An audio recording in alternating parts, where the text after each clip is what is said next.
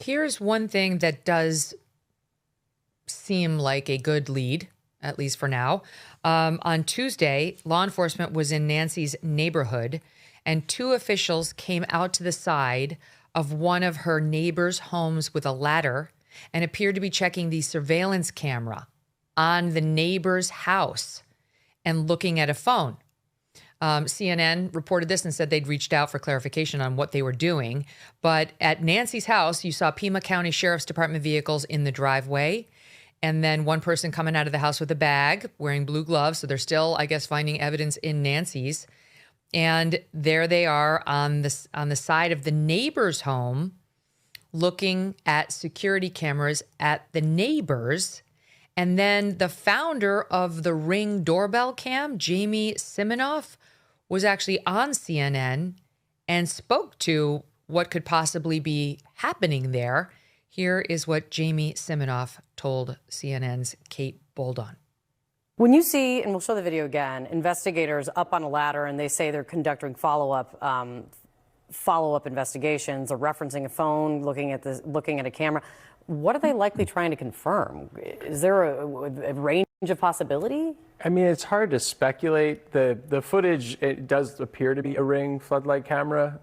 Again, it's pretty small in the picture, but it does appear to be one of our floodlight cameras. The footage would be in the cloud if it was there. So I maybe they're looking at the angle of it. Okay, now, Fitz, that to me seems somewhat promising if you've got the neighbor's floodlight camera on Nancy's home and something could have been recorded.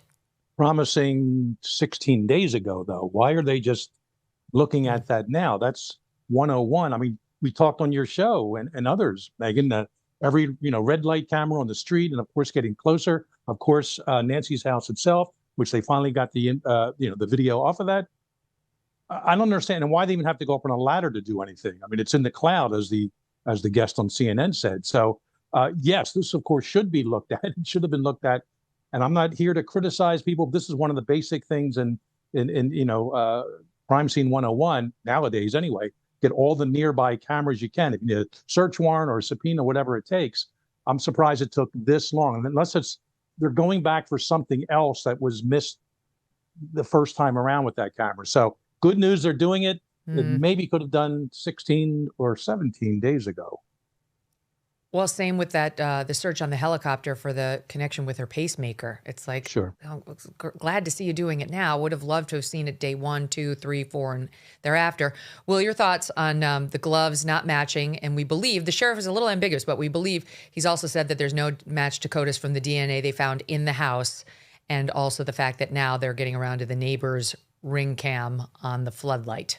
Well, I think they've got to sort of process any evidence that they potentially can gather and either see it as valid and viable, and it actually leads them to perhaps another piece of evidence that they can potentially springboard from to trying to identify and obtain the identity of who that individual was that was at Nancy's house. But ultimately, it's pepper seeds. It's all this intelligence, all these little bits of evidence. They will all gather together, hopefully, in a big picture that can then form a better understanding of exactly what went on and who was possibly involved.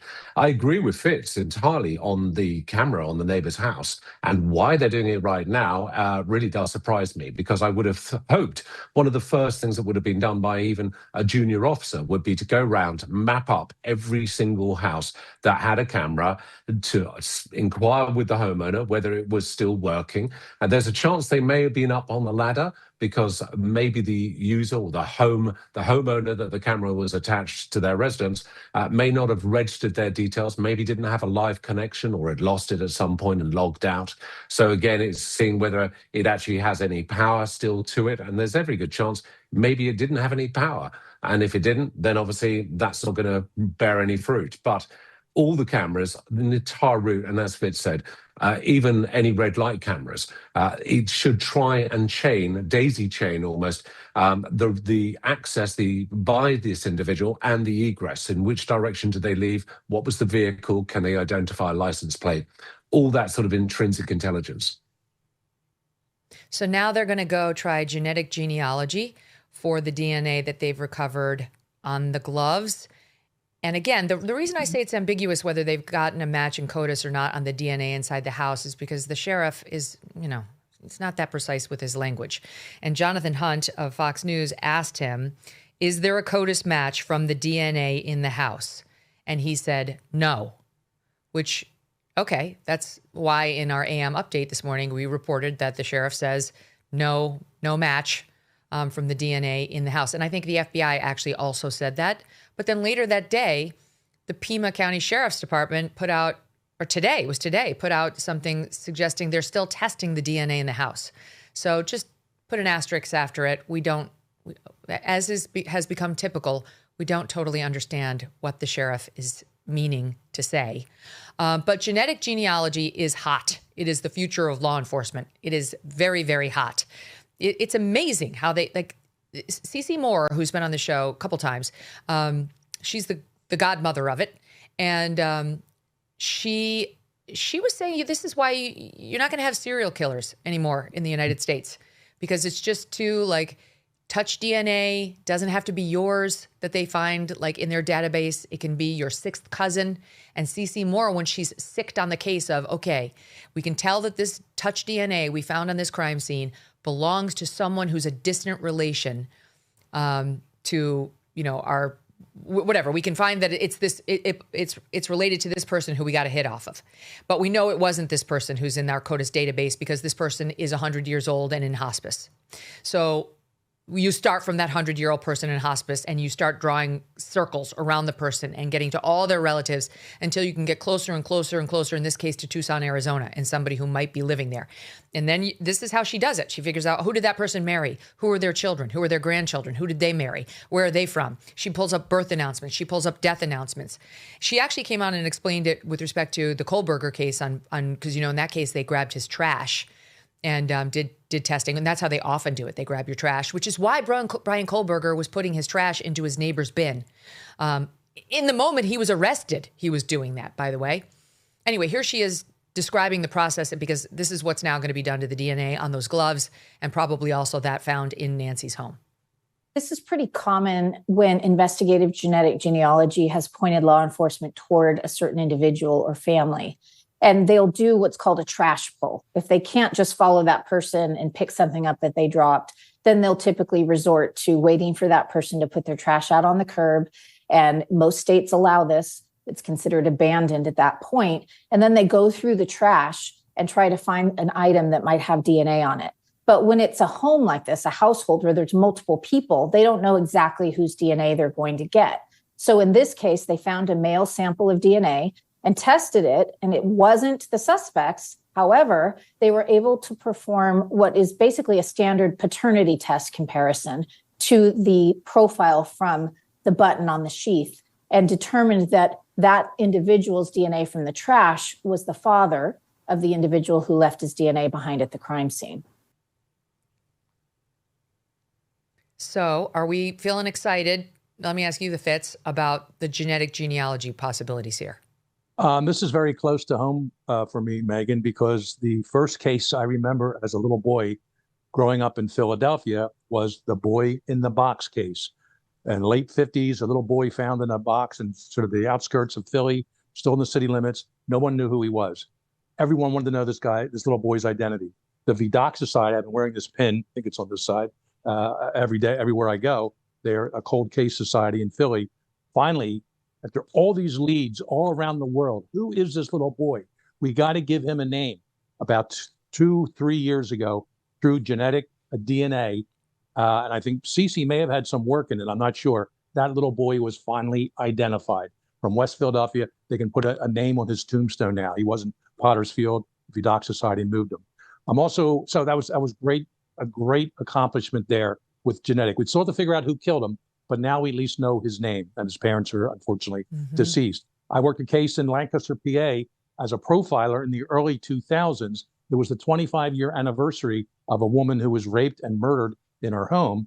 And I just did a TV show called Philly Homicide, and with my friend Chris McMullen, who's the host. And that case came back. They finally solved that one with genetic DNA. And I don't want to give too much away, but they actually went to Italy and found the town where this DNA was originally resulted from, and they could put it all together in Lancaster and come up with their suspect. It is amazing what can be done now and with this type of acknowledgement with this DNA, and not just serial killers, but serial rapists, anybody leaving any fluid behind at a scene, they're going to get identified. Let's just hope we have something here at Mrs. Guthrie's house.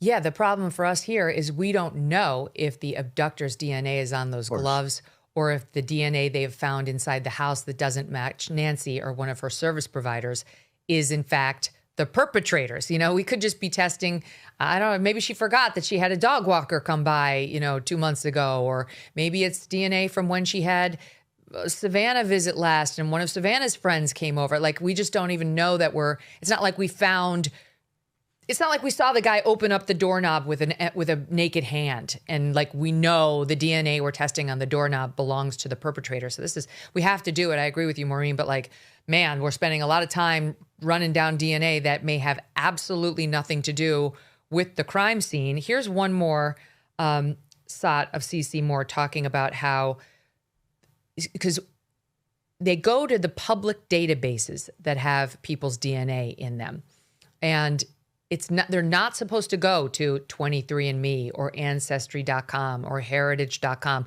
which are private. That's where the four of us would go if we wanted to see, like, how Scottish am I, or what diseases might be latent inside of me. Those are not supposed to be accessible by the feds. But here's CeCe explaining. You're using a website, not 23andMe, not Ancestry.com, called GED Match. And my understanding is the way you populated this GED Match, because you point out you need as many samples on there as possible, is by encouraging people who are into this, who would like to connect with other relatives, to take their 23andMe, their Ancestry.com results and upload them to GED Match, and to widen the chances that they'll connect with somebody. Right. So GEDmatch was started by two friends of mine, Curtis Rogers and John Olson, back in 2010-11. And of course, when it started, there was no one in there. So we had to convince people to download their raw data from one of the other sites, which at the time was just 23andMe and Family Tree DNA, and upload to GEDmatch. And so it was just a small site, kind of a playground for more advanced genetic genealogists. It was where we could try out new tools. We could do cross-company comparisons. So if you tested at 23andMe and I tested at Family Tree DNA or later Ancestry, we could both upload there for free and then compare our data looking for those long identical shared segments. Okay, but here's the thing, Will. In Kohlberger, they tested the DNA they found on that knife sheath against GED Match or GEDmatch, and they did not get a match because this is a much smaller database than if you were to include 23andMe and Ancestry and Heritage and all that. And they compared the DNA anyway to those private companies' DNA. It became a big issue in Kohlberger. Brian's defense attorney wound up trying to exclude the evidence, saying they violated the DOJ's policy not to take advantage of the private databases because of the general skepticism and fear people have of the government having access to their DNA profiles. And the judge denied the motion, saying that's, they may have violated a DOJ policy, but that doesn't make this inadmissible. And of course, they wound up having Brian Kohlberger's cheek swab by the time they went to trial and then settled it. But like there was zero doubt that they had found the right guy. In any event, couldn't they potentially do the same thing here? Get a warrant or beg the companies. That's what somebody was saying. I would beg Savannah Guthrie to go to all the companies and say, please give us permission, because you can give us permission. It's not a violation of law to let us have access to this, so we can see if there's a match to find this kidnapper. Yeah, I'd agree, Megyn. I think that there are two fundamental flaws potentially with this DNA search on this from these elements that they've captured.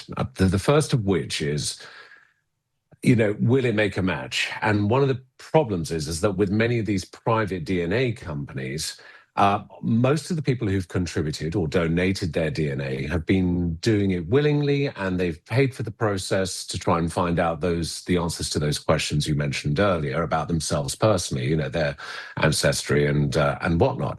But the problem is do we believe that the individual that we've seen on the Ring doorbell, is that someone who would go voluntarily himself by his own admission and submit a sample, basically, to try and find out this information?